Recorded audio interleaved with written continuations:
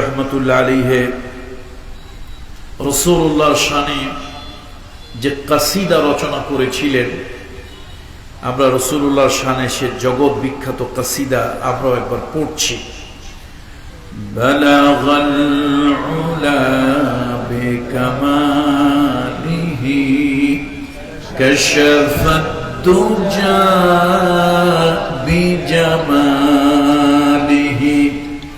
حسنت جميع خصاله صلوا عليه وآله الحمد لله ثم الحمد لله وأما بعد। আল্লাহ তাআলার অশেষ ফজল ও করম, এই প্রাকৃতিক দুর্যোগ বা এই উষ্ণতার মধ্য দিয়েও আল্লাহ তাআলা চট্টগ্রাম জেলার ঐতিহ্যবাহী সাতকানিয়া উপজেলার পুরানগড় ভাই ভাই মুসলিম ইসলামী তরুণ একতা সংঘের উদ্যোগে আজকের এই সপ্তম বাৎসরিক তাফসীরুল কোরআন মাহফিলে রব্বে কারীম আমাদেরকে একত্রিত হওয়ার, মাহফিলে উপস্থিত হওয়ার সুযোগ দিয়েছেন। শুকরিয়ার মাধ্যমে রব্বে করিমের কাছে সিজদায় অবনত হয়ে শুকরিয়া আদায়ের মাধ্যমে আমার বক্তব্য শুরু করছি। আজকের মাহফিলের সম্মানিত সভাপতি মহোদয় আলহাজ কারি আব্দুস সবুর সাহেব, পীর সাহেব সদহা খলিফায়ে গারাঙ্গিয়া সাতকানিয়া, আল্লাহ তাআলা হুজুরকে দীর্ঘ সুস্থ নেক হায়াত দান করুন। আল্লাহ তাআলা হুজুরকে আমাদের মাথার তাজ হিসাবে, আমাদের মাথার ছায়া হিসাবে অনেক দিন পর্যন্ত সুস্থতার সাথে আল্লাহ তাআলা বাঁচিয়ে রাখুন। এই পৃথিবী ছেড়ে হুজুর যেদিন তার রফিকে আলা, তার মহামহিম প্রভুর সাথে মিলিত হওয়ার জন্য যাবেন, সেদিন যেন আল্লাহ তাআলা হুজুরকে আসানের সাথে তার প্রভুর, তার বন্ধুর সাথে মিলিত হওয়ার সুযোগ আল্লাহ তাআলা হুজুরকে যেন দান করেন। আল্লাহুম্মা আমিন। আজকের মাহফিলের সম্মানিত অতিথিবৃন্দ, আজকের মাহফিলের সম্মানিত উলামায়ে কেরাম, বিশেষ করে আমার পূর্বে যিনি বক্তব্য রেখেছেন, হাজার হাজার আলেমদের উস্তাদ, উস্তাজুল আসাতিজা, শেখুল হাদিস হযরত মাওলানা ডক্টর মাহমুদুল হক ওসমানী সাহেব হাফিজাহুল্লাহ, আমাদের উস্তাদকে আল্লাহ তাআলা আরো দীর্ঘ সুস্থ নেক হায়াত দান করুন। ওস্তাদ যেন কোরআন এবং হাদিসের আলোকে গোটা জাতিকে যেন রাহনুমাই করতে পারেন, পথ প্রদর্শন করতে পারেন, সেই জন্য সুস্থ হায়াতের সাথে আল্লাহ তাআলা নেক হায়াতের সাথে ওস্তাদকে দীর্ঘদিন বাঁচিয়ে রাখুন। আজকের মাহফিলের বিশেষ আরেকজন বক্তা হযরত মাওলানা জামাল উদ্দিন সাহেব, খতিব, পশ্চিমপাড়া জামে মসজিদ, নতুন হাট, পুরানগড়, সাতকানিয়া। আল্লাহ তাআলা আমাদের এই হযরতের প্রতি রহম করুন, দীর্ঘ সুস্থ নেক হায়াত দান করুন। সম্মানিত উপস্থিতি, সারা দেশ তাপদাহে জ্বলছে।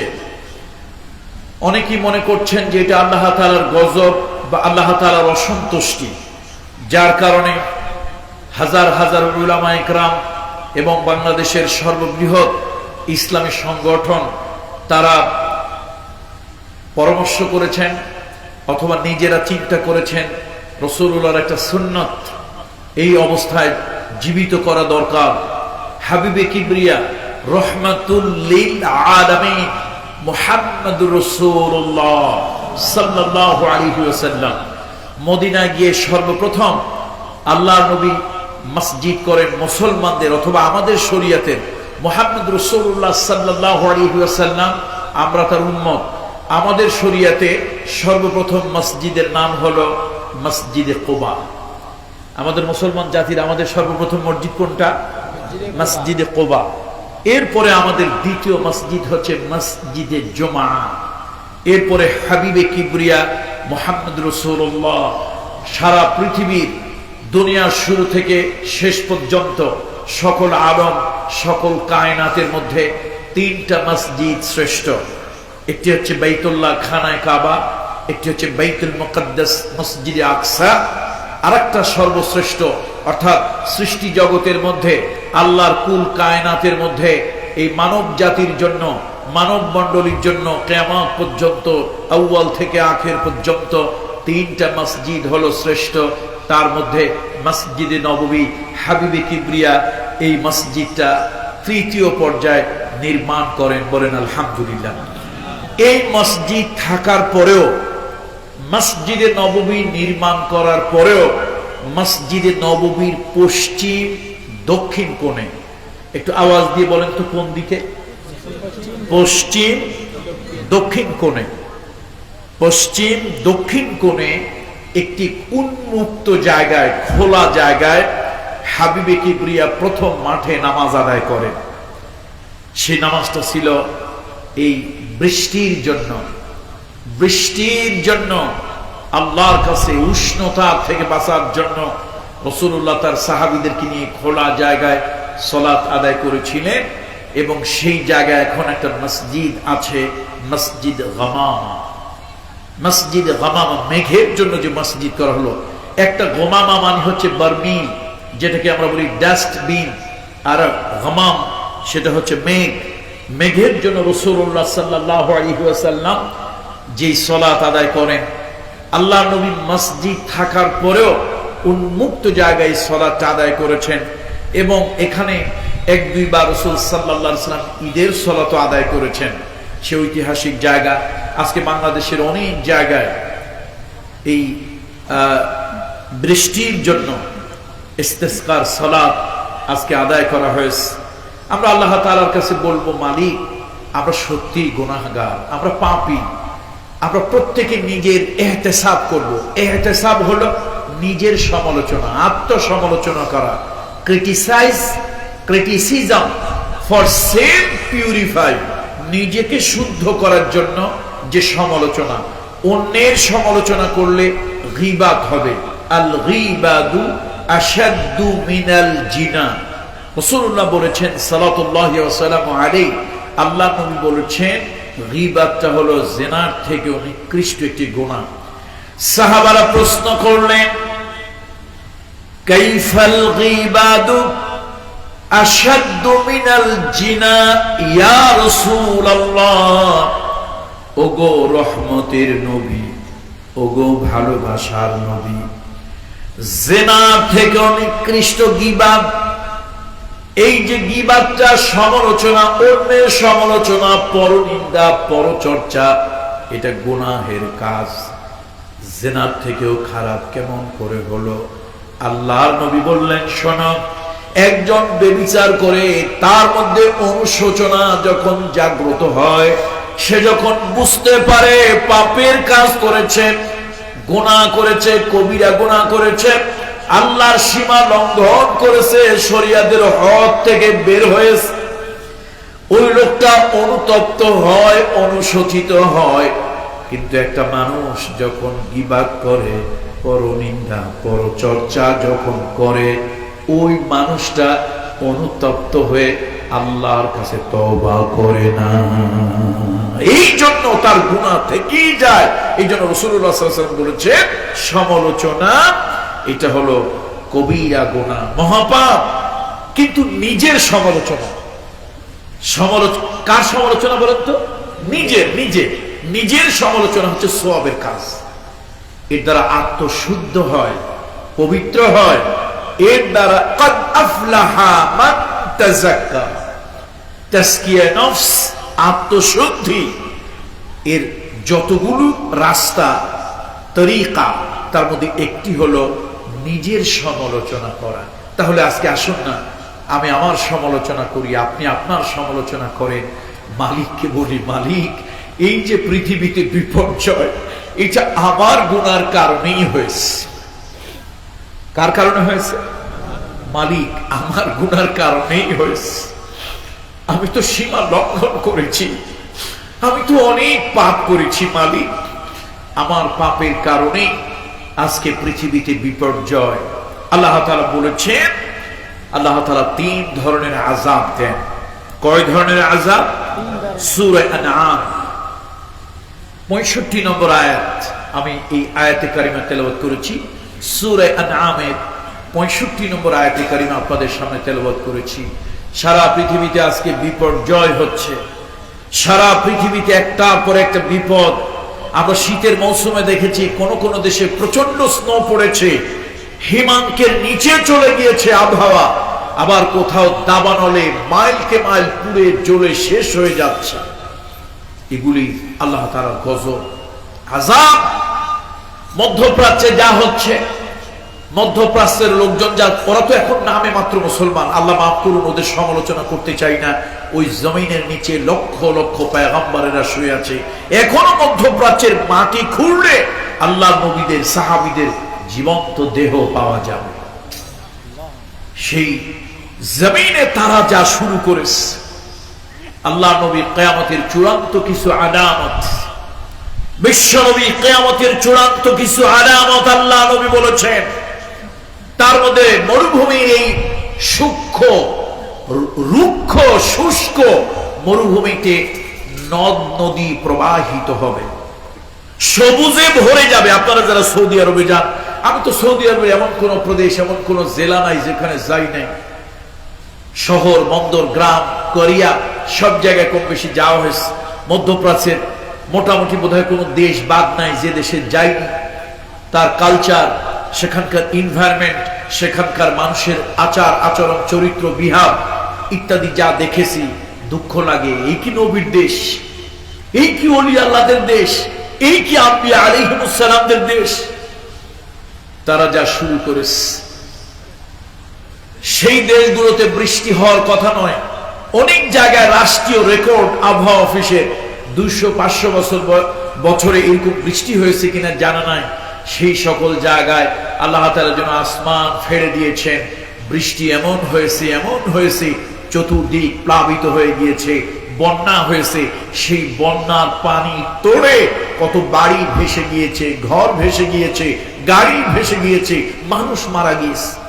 নবীজি বলেছেন, নবীজির কথা তো সঠিক। এখন তো অনেক জায়গায় আস্তে আস্তে যেই জলাধার হচ্ছে, কিছুদিন পরে নদ নদী হবে মরুভূমির দেশে। স্যাটেলাইট থেকে গত বছর ছবি তোলা হয়েছিল, গত বছরে স্যাটেলাইট, মহাকাশের স্যাটেলাইট থেকে ছবি তোলা হয়েছে। দেখা গিয়েছে সৌদি আরবের অনেক পাহাড়, আপনারা যারা সৌদি আরব যান দেখেছেন, সেখানে পাহাড়গুলি হচ্ছে পোড়া পাথরের, পোড়া পাথর। আমাদের দেশের মাটি বালুর মতো পাহাড় নয়, রুক্ষ শুষ্ক পোড়া পাথরের পাহাড়। সেই পাহাড়ে কোনো প্রাণের অস্তিত্ব নাই, অথচ সে জায়গায় বৃষ্টি হওয়ার কারণে এত ঘাস হয়েছে যে গোটা পাহাড় সবুজে ঢেকে গিয়েছে। মহাকাশের স্যাটেলাইট থেকে যখন ছবি তোলা হয়েছে, তারা অবাক, স্তব্ধ হয়ে গেছে। কি হয়েছে? তাহলে কি কিয়ামতের আলামত। গত কয়েকদিন আগে সংযুক্ত আরব আমিরাতে যা হয়েছে, ওদের উপরে গজব আরো বেশি হওয়া দরকার। হয়তো আল্লাহ তাআলার রহমত, আল্লাহ তাআলার দয়া হয় না। যেই দেশ থেকে বুত সেখান উঠ গয়া, বাকি জু রাহা বুতগার হ্যায়। আল্লামা সম্ভবত ডক্টর ইকবাল রহমাতুল্লাহ আলাইহি বলেছিলেন, আগে আজরের ঘরে ইব্রাহিম পয়দা হতো, আর এখন ইব্রাহিমের ঘরে আজর পয়দা হচ্ছে। মধ্যপ্রাচ্যের সংযুক্ত আরব আমিরাত, তারা তো অনেক অপকর্ম ওপেন করে দিয়েছে।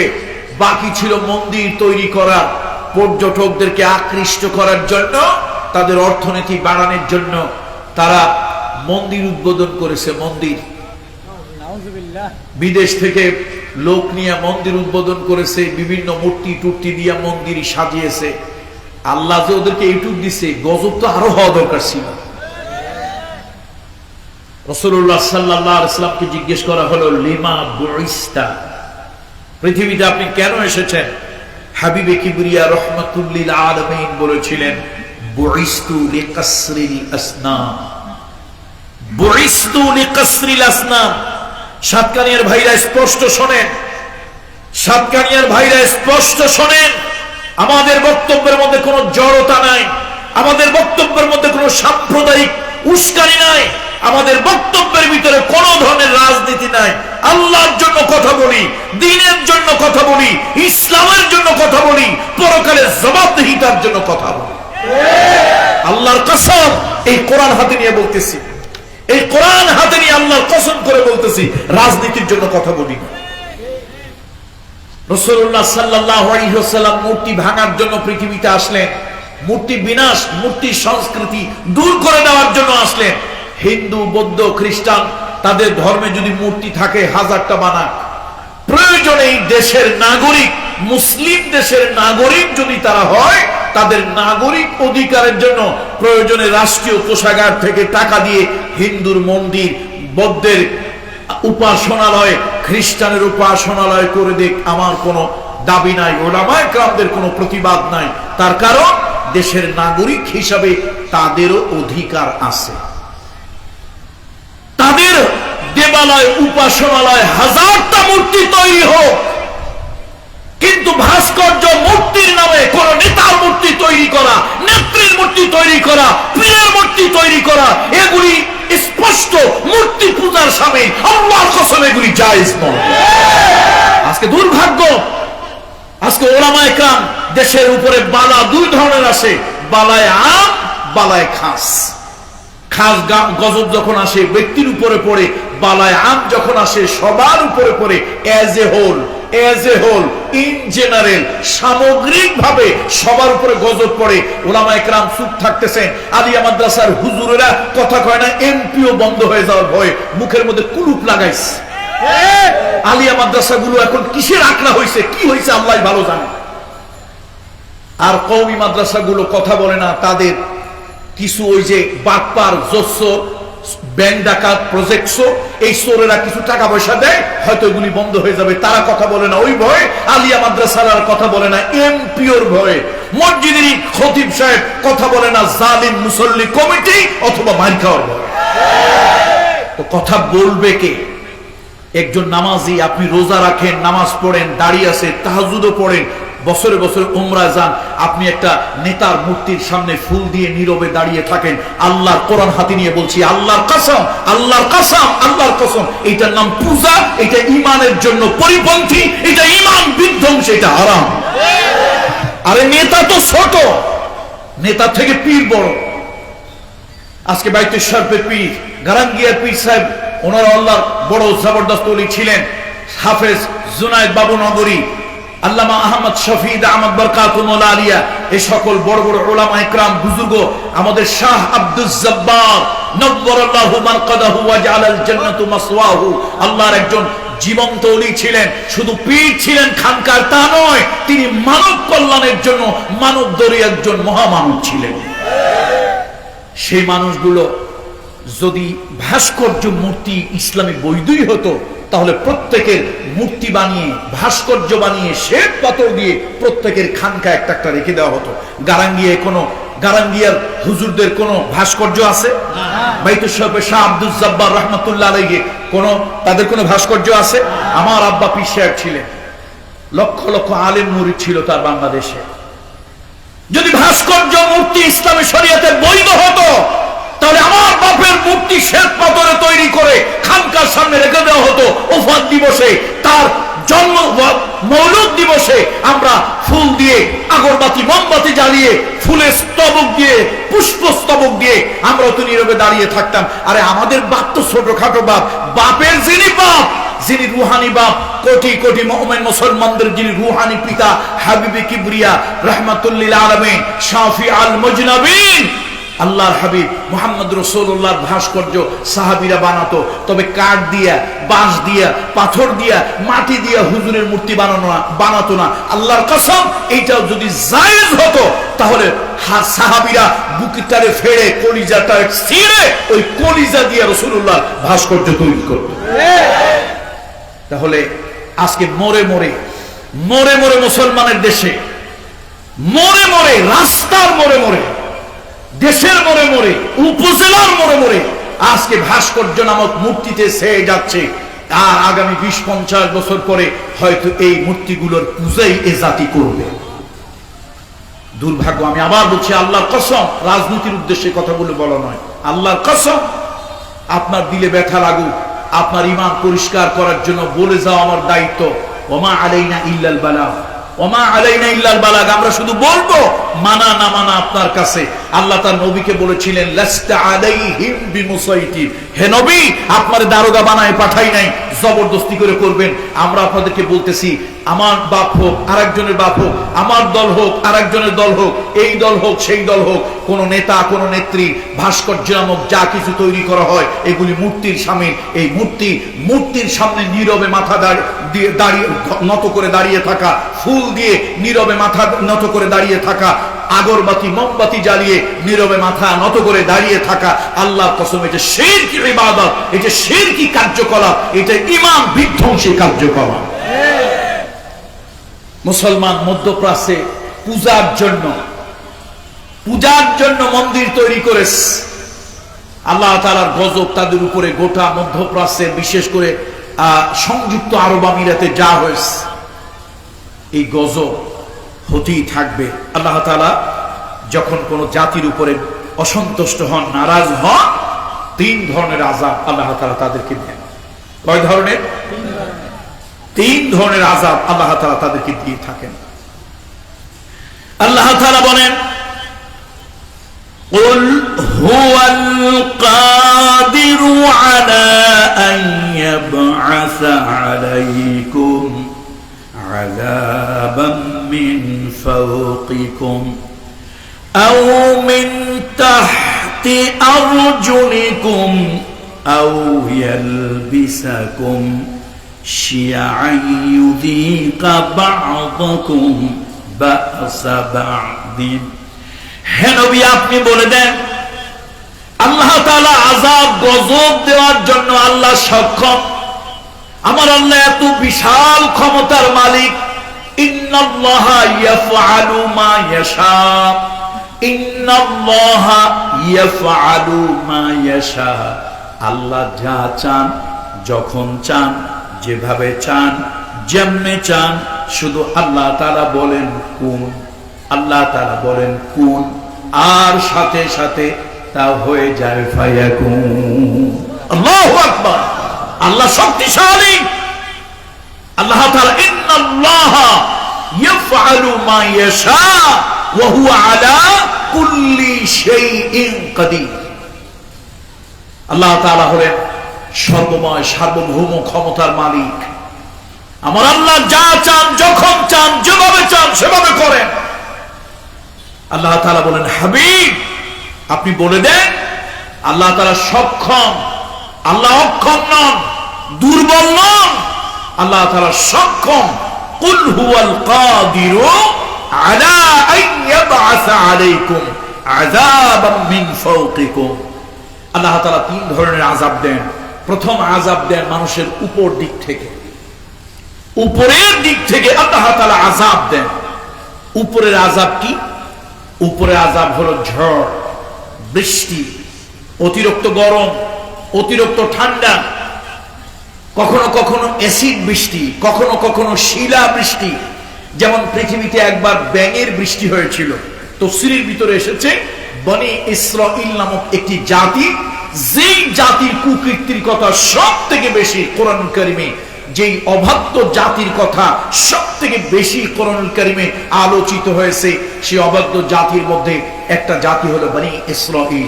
তারা সীমা লঙ্ঘনের একটা পর্যায়ে যখন চলে গেল, আল্লাহ তাআলা তাদের উপরে আকাশ থেকে ব্যাঙের বৃষ্টি বর্ষণ করলেন। কিসের বৃষ্টি বলেন তো? ব্যাঙ। ব্যাঙ কি খুব দুর্বল না সবল? বিশাল বড় সবল প্রাণী না, দুর্বল।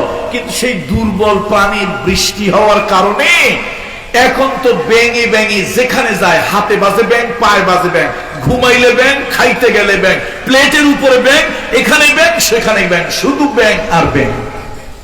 এই ব্যাঙের যন্ত্রণায় সব কিছু স্বাভাবিক জীবনযাত্রা ব্যাহত, বন্ধ হয়ে গেছে। ঘুমাইতে গেলে নাকের মধ্যে ঢোকে, কানের মধ্যে ঢোকে, ভাত খাইতে গেলে প্লেটের উপর ওঠে, রান্না করতে গেলে তরকারির মধ্যে গিয়ে পড়ে, ঘুমাইতে গেলে বিছানায় আগে গিয়ে ব্যাঙেরা ভরে যায়। মানে যেখানে যাবে ব্যাঙের যন্ত্রণায় হাঁটা যায় না। এরকম একটা কঠিন পরিস্থিতি আল্লাহ তাআলা গজব দিলেন। আবার আল্লাহ তাআলা সবল তেমন কিছু দিয়ে গজব দেন না। একবার আল্লাহ তাআলা গজব দিলেন, আকাশ থেকে মশার বৃষ্টি হলো। মশা ঝাঁকে ঝাঁকে মশা এলো, সেই মশা এসে পৃথিবীতে এক ডিক্টেটর, এক স্বৈরাচারী, এক ক্ষমতা জবরদখলকারী, আল্লাহর বিধানকে অস্বীকারী এক বিশ্বের বিশাল বড় বাদশার উপরে গজব হলো। সেই গজবে মশা তো মশা, আল্লাহ তাআলা জোতা পেটা করে তাকে দুনিয়া থেকে বিদায় করে দেন। এই জন্য আসুন, আল্লাহর গজব আল্লাহ তাআলা বলেছেন 3 ধরনের গজব আল্লাহ তাআলা দিয়ে থাকেন। কয় ধরনের গজব? 3 ধরনের আযাব গজব আল্লাহ তাআলা দেন। আযাবাম মিন ফাওকিকুম, তোমাদের মাথার উপরে। হে নবী, হাবিবে কিবরিয়া, আপনি বলে দেন যে আমি আল্লাহ তাআলা উপর থেকে আযাব দেই, আকাশ থেকে আযাব দেই। সে উপরের আযাব হলো অতি বৃষ্টি, অনাবৃষ্টি, শিলা বৃষ্টি, অ্যাসিড বৃষ্টি, পাথর বৃষ্টি, ব্যাঙের বৃষ্টি, মশার বৃষ্টি। পাথরের বৃষ্টি হয়েছিল নবীজির জন্মের 52 দিন আগে, কেউ বলেছেন 50 দিন আগে। হাবিবে কিবরিয়া মুহাম্মদ রাসূলুল্লাহ সাল্লাল্লাহু ওয়াসাল্লাম আলাইহি, তার উপরে জন্মের 52 দিন আগে রাসূলুল্লাহর দাদা তখন খানায় কাবার মুতাওয়াল্লি, খানায় কাবার রক্ষক, হেফাজতকারী, খানায় কাবার খাদেম। রাসূলুল্লাহর দাদা আব্দুল মুত্তালিবের কাছে লোকেরা এসে বলল, আব্দুল মুত্তালিব, একটা দুঃসংবাদ, একজন বিরাট বড় জাদ্রেল সেনাপতি তার এক পাল হাতি নিয়ে কাবা ঘর ধ্বংস করার জন্য আসছে। আব্দুল মুত্তালিব দুশ্চিন্তায় পড়ে গেল। লোক পাঠায় শুনলো যে হ্যাঁ, কথা সত্য। এখন সে চিন্তা করলো, একই তো উনি জাদ্রেল সেনাপতি, অনেক সেনাবাহিনীর সাথে, দ্বিতীয় হলো আমাদের তো আরব দেশে হাতি নাই, এই রুক্ষ শুষ্ক দেশে হাতি পাবো কোথায়? এখন এই জায়গায় হাতি দিয়ে কেমনে হাতিরে প্রতিরোধ করব? সে দৌড়ায় গিয়ে আল্লাহর ঘরের চৌকাঠ ধরলো, খানায় খাবার চৌকাঠ ধরলো, মুলতাজিম, খানায় খাবার মুলতাজিম ধরে দোয়া করলে সে দোয়া কবুল হয়, বলেন সুবহানাল্লাহ। খানায় খাবার মুলতাজিম ধরে দোয়া করলো, ও আরশের মালিক, ইব্রাহিমের প্রভু, ইসমাইলের প্রভু, আমি দুর্বল, আপনি সবল। আল্লাহ, আমি তো এই ঘরের মুতাওয়াল্লি, এই ঘরের খাদিম, বংশ পরস্পরায় আমার পূর্বপুরুষেরা এই ঘরকে খিদমত করতেছে। আল্লাহ, এই ঘরটা ভাঙার জন্য একজন জাদ্রেল সেনাপতি তার সেনাবাহিনী নিয়ে এবং বিরাট একটা হাতির বহর নিয়ে আসছে এই ঘরটাকে মাটির সাথে মিশায় দেওয়ার জন্য। আল্লাহ, আমার তো হাতি ঘোড়া কিছুই নাই, এতগুলা সেনাবাহিনীর লোকজন এখন জোগাড় করা সম্ভব নয়। আল্লাহ, আমি আমার জান নিয়ে, মাল নিয়ে পালাইলাম, তোমার ঘর তুমি হেফাজত করিও, তোমার জিম্মায় তোমার ঘর, তোমার আমানতে তোমার ঘর আমি রেখে গেলাম। আল্লাহর নবী বিদায় হজের দিন রাসূলুল্লাহ সাল্লাল্লাহু আলাইহি ওয়াসাল্লাম আরাফা থেকে মুজদালিফায় রাসূলুল্লাহ যখন এলেন, এটা হলো 9 তারিখ দিন গিয়া রাতে 10 তারিখ। আল্লাহ নবী 10 তারিখ সকাল বেলায় মিনার দিকে রাসূলুল্লাহ যখন তার সাহাবীদেরকে নিয়ে যাচ্ছিলেন বিদায় হজ, আল্লাহ রাসূলের সঙ্গে হাজার হাজার সাহাবী, লক্ষের উপরে সাহাবী রাসূলুল্লাহর সঙ্গে। আল্লাহ নবী বললেন, হে আমার সাহাবীরা, তোমরা তাড়াতাড়ি এলাকাটা পার হও, এই এলাকাটা দ্রুত পার হও, তাড়াতাড়ি পার হও। সাহাবীরা বলেন, ইয়া রাসূলুল্লাহ, এই জায়গাটার নাম তো ওয়াদি মুহাসসান, ইয়া রাসূলুল্লাহ, এই জায়গায় কেন দ্রুত পার হব? নবীজি বললেন, শোনো, আল্লাহ তাআলা একবার এই জায়গায় আকাশ থেকে পাথর বৃষ্টি বর্ষণ করেছিলেন। এই জায়গায় তৈরান আবাবিল, ঝাঁকে ঝাঁকে পাখি, ঝাঁকে ঝাঁকে, আমরা বলি আবাবিল পাখি না, এটা হলো একটা গলত কথা, অশুদ্ধ কথা। কিন্তু আরবির আবার একটা নিয়ম আছে, কয় গলত কথা, অশুদ্ধ কথা, ভুল কথা বছর বছর, শত শত বছর চলতে চলতে ওই গলতটাই এক সময় সহি হয়ে যায়, এটাকে বলে গলদে সহি। এটাকে কি বলে? তো এখন আমরা বলি আবাবিল পাখি, আসলে না, তৈরান আবাবিল, ঝাঁকে ঝাঁকে পাখি। কিন্তু আমরা যেটা বলি এটা অশুদ্ধ হইল, এইটা এখন শুদ্ধ। এটা এখন কি বলেন তো সবাই? অশুদ্ধ হইল, এটা এখন শুদ্ধ। তো ওই আবাবিল পাখি হোক আর ঝাঁকে ঝাঁকে পাখি হোক, আসলো প্রত্যেক পাখি 3টা করে, ডিনামাইট নিয়ে আসছে, 3টা পাথর, একটা হলো মুখের মধ্যে ঠোঁটে, আর একটা হলো 2 পায়ের আঙ্গুলের মধ্যে, শুধু জাস্ট ছেড়ে দিয়েছে, আর কিচ্ছু করে না। পায়ের থেকে আঙ্গুল থেকে ওই ছোট ছোট পাথর নুড়ি কুড়ি ছোলা বুটের মতো ছেড়ে দিয়েছে। ফাজআলাহুম কাআসফিন মাআকুল। গরু ছাগলের চাবাইলে ঘাস খের খুঁটা যেরকম হয়, আব্রাহার বাহিনী ওই চর্বিত তৃণমূল ঘাসের মতো, খড়ের মতো চাবানের পরে পায়খানার মতো এরকম হয়ে গেছে। আল্লাহু আকবার। এই জন্য আল্লাহ তাআলা বলেন, হাবিব আপনি বলে দেন, আমি আল্লাহ তাআলা কোন অবাধ্য জাতির উপরে, কোন জাতি, কোন কম, কোন দেশের উপরে আমি আল্লাহ তাআলা 3 ধরনের আযাব দিয়ে থাকি, 3 ধরনের গজব দেই। কুল হুয়াল কাদির, আমি আল্লাহ সক্ষম। আল্লাহ কি সক্ষম না অক্ষম? আল্লাহ দুর্বল না সবল? আল্লাহ পারেন না পারেন না? কেমনে পারে? কত ঘটনা ঘটে। আসলে আল্লাহ ধৈর্যশীল, আল্লাহ ধৈর্যশীল, ধৈর্য ধারণ করে। আমি এবং আপনি এবং আমাদের দেশের কিছু লোকজন মাঝে মাঝে এরকম উল্টা পাল্টা কাজ করে। যদি আল্লাহ তাআলা না হয়ে ফেরেশতার হাতে ক্ষমতা দিত, থাপড়াইয়ে কবে আমাদেরকে বঙ্গোপসাগরে পাঠাই দিত। কিন্তু আল্লাহ রহিম, রহমান, গফুর, গফফার, এত কিছুর পরেও আল্লাহ তাআলা কিছু বলেন না।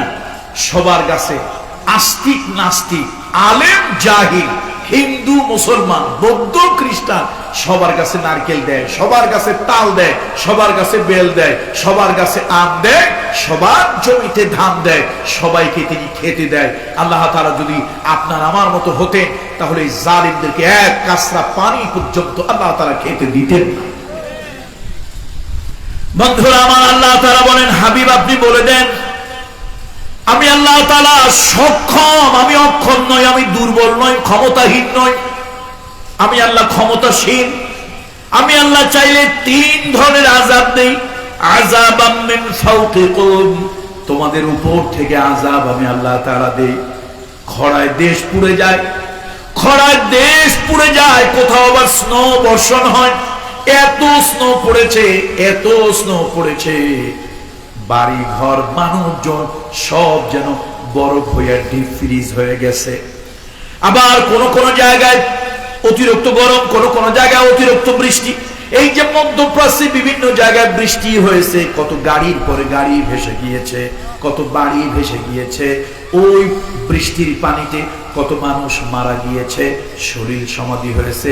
ওরে দুনিয়ার মানুষ, যেখানে 200-500 বছরে বৃষ্টির রেকর্ড নাই, সেই জায়গায় এই ঘটনা। এরপরও কেন তোমরা চিন্তা করো না? কেন চিন্তা করো না? আল্লাহ তাআলা উপর দিক থেকে আযাব দেয়। জাতি যখন আযাবের উপযুক্ত হয়, জাতি যখন সীমা লঙ্ঘন করে, আল্লাহ তাআলা উপর দিক থেকে আযাব দেয়। আও মিন তাহতি আরজুলিকুম, আল্লাহ কয় তার তোমাদের পায়ের নিচ থেকে আযাব। সেটা হলো ভূমি ধস হওয়া, ভূমিকম্প হওয়া। আমরা দেখতেছি বিভিন্ন জায়গায় মাঝে মাঝে ভূমিকম্প হচ্ছে, বিরাট বড় ভূমিকম্প।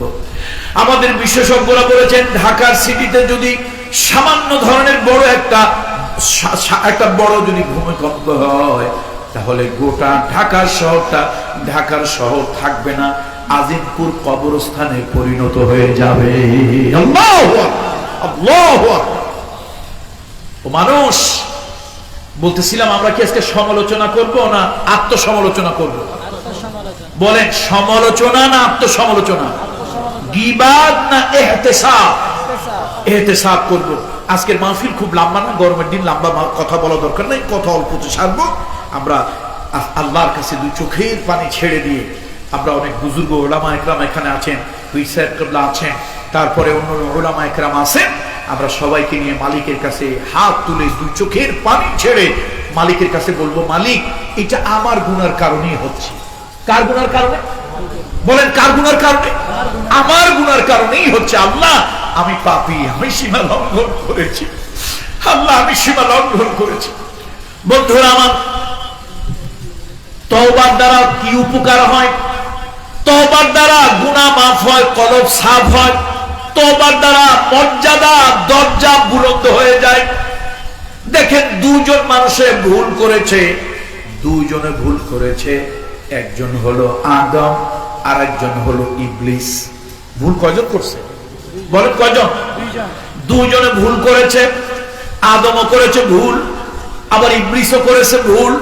কিন্তু আদম আলাইহিস সালাম ভুল করে তিনি বুঝতে পারলেন, অনুশোচিত হলেন, অনুতপ্ত হলেন, চোখের পানি দিয়া দাড়ি ভিজাইলেন, বুক ভাসাইলেন। তিনি আল্লাহর কাছে বললেন, রব্বানা রব্বানা যালামনা আনফুসানা ওয়া ইল্লাম তাগফির লানা ওয়া তারহামনা লানাকুনান্না মিনাল খাসিরিন। আয় আল্লাহ, তুমি যদি আমাকে মাফ না করো, আমি তো নিজের উপরে জুলম করেছি, অন্যায় অবিচার করেছি, তুমি যদি আমারে মাফ না করো আমি তো বরবাদ হয়ে যাব, ক্ষতিগ্রস্ত হয়ে যাব। আল্লাহ তাআলা জমিনে পাঠায় দিলেন, তাকে পাঠায় দিলেন শ্রীলঙ্কায়, মা হাওয়াকে পাঠায় দিলেন জেদ্দায়। দুইজনে অনেক দিন পরে আরাফাতের ময়দানে মিলিত হলেন। জাবালে রহমতে গিয়া বাবা আদম মা হাওয়া দুজনে কাঁদলেন, এত কাঁদলেন, খাঁটি দিলে তওবা করলেন, দিলের থেকে তওবা করলেন, অন্তর থেকে তওবা করলেন, মুহাব্বতে তওবা করলেন, আল্লাহর উপরে ভয় নিয়ে তওবা করলেন, আল্লাহর উপরে মুহাব্বত নিয়ে তওবা করলেন। তওবার কারণে আদমের মর্যাদা বেড়ে গেল। তওবার কারণে আদম আগে যে মূল্য ছিল তার থেকেও আদমের মূল্য আরো বেড়ে গেল। আগে ছিলেন আদম মানুষ, বশর, এখন হইলেন পয়গম্বর। আল্লাহ তাআলা মাফ করলেন, নবুয়ত দিলেন, তাকে নবী বানালেন, আবার একটা শুভ সংবাদ দিলেন, আদম হাওয়া তোমাদের দুজনকে তো মাফ করলাম, আমি আল্লাহ তো দয়ার সাগর, জানো আমার কাছে কেউ কিছু চাইলে আমি তা ফিরাতে পারি না। তোমাদের দুইজনের কান্নায়, দুইজনের তওবায় আমার দিলে বড় রহম হয়েছে। শোনো, তোমাদের তো মাফ করলামই, তোমাদের সন্তানেরাও যদি বিশেষ করে 9 জিলহজ এই আরাফাতের মাঠে এসে একাগ্র চিত্তে যদি তওবা করে, খাঁটি দিলে তওবা করে, আর যদি মাফ চায়, চোখের পানি ফেলে, আমি আল্লাহর দিকে প্রত্যাবর্তন করে রুজু হয়, ফিরে আসে, আমি আল্লাহ তাআলা তাদের জিন্দেগীর সব গুনাহ মাফ করে দেব। তাহলে বলেন তো, আদম আলাইহিস সালামের কান্নার দ্বারা, তওবার দ্বারা, ইহতিসাব, নিজেকে ছোট করার দ্বারা দাম বাড়ছে না কমছে? কমছে। আর শয়তান মিস্টার ইবলিস, দাম বাড়ছে না কমছে? ওরে বাবা, আল্লাহ তাআলা বলেন মিনাল ইয়াউম আনতা রাজিম, যা, আজকের দিন থেকে তুই অভিশপ্ত, লানাতপ্রাপ্ত, কিয়ামত পর্যন্ত সব দিন তুই লানাতপ্রাপ্ত, অভিশাপের শিকল তোর গলায় লাগাই দিলাম, যা। বন্ধুরা আমার, মুরব্বিরা আমার, এই জন্য আজকে কারো সমালোচনা নয়, ইহতিসাব, নিজের সমালোচনা। ও মালিক, ও মাবুদ, আমার গুনার কারণে পৃথিবীতে বিপর্যয় হচ্ছে, আমার গুনার কারণে পৃথিবীতে অশান্তি হচ্ছে। আল্লাহ, আমার যেরকম ইবাদত করা দরকার ছিল আমি তা পারি নাই। আল্লাহ তাআলা তার হাবিবকে বলেছেন, হাবিব বলে দেন, কুল ইয়া ইবাদিয়াল্লাহিল্লাযী আসরাফু আলা আনফুসিহিম লা তাকনাতু মির রাহমাতিল্লাহ ইন্নাল্লাহা ইয়াগফিরুয যুনুবা জামিআ। ও বান্দা, তোমার গুনাহ যদি হয় তোমার মাথা পর্যন্ত, আমি আল্লাহর রহমত ওই চাল পর্যন্ত, ছাদ পর্যন্ত। তোমার গুনাহ যদি হয় চাল পর্যন্ত, ছাদ পর্যন্ত, আমি আল্লাহর রহমত হলো পাহাড়ের চূড়া পর্যন্ত। তোমার গুনাহ যদি হয় পাহাড়ের চূড়া পর্যন্ত, আমি আল্লাহর রহমত হলো হিমালয় পর্বতের চূড়া পর্যন্ত। তোমার গুনাহ যদি হয় হিমালয়ের পর্বতের চূড়া পর্যন্ত, লা তাকনাতু মির রাহমাতিল্লাহ, আমি আল্লাহর রহমত থেকে নৈরাশ হইও না, বঞ্চিত হইও না, হতাশ হইও না।